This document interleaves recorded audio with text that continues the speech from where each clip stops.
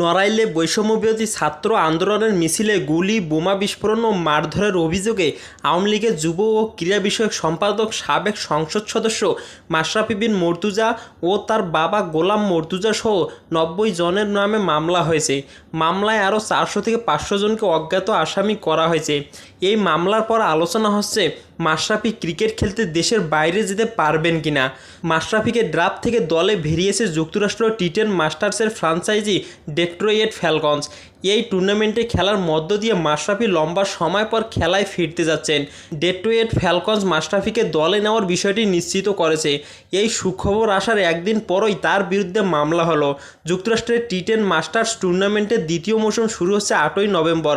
যতদূর জানা গেছে মামলা হলেও এখন অবধি মাশরাফির দেশ ত্যাগের ব্যাপারে নিষেধাজ্ঞা দেওয়া হয়নি।